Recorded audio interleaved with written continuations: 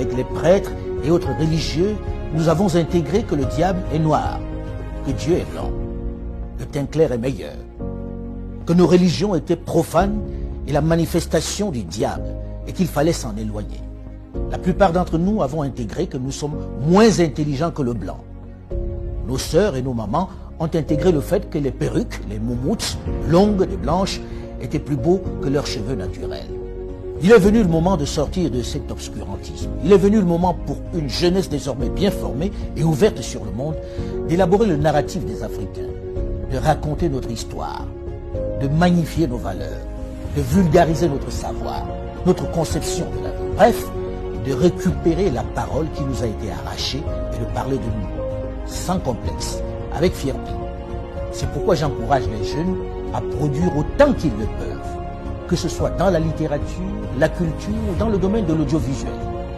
Les programmes sur nos médias doivent ressembler à nous. Ils doivent refléter nos réalités. Nos feuilletons, nos films, nos jeux doivent ressembler à nous. Fini le mimétisme. Dans le même temps, mon travail à l'international m'a permis au fil de toutes ces années de me rendre à l'évidence à quel point notre continent, pourtant si riche en ressources humaines et minières, souffre d'un mal chronique, l'absence de leadership de qualité qui puisse impulser le développement.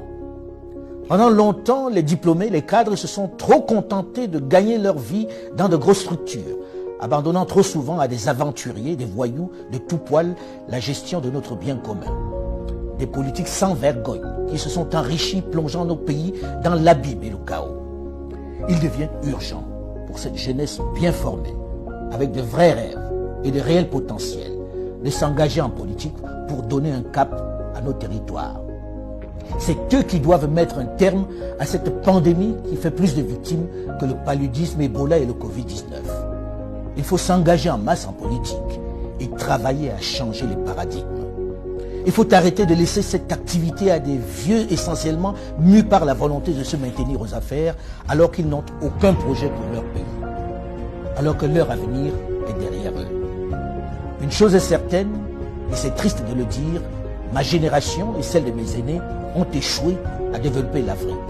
Mais vous, les plus jeunes, aurez moins d'excuses puisque vous avez les armes pour renverser la vapeur. La balle est dans votre camp.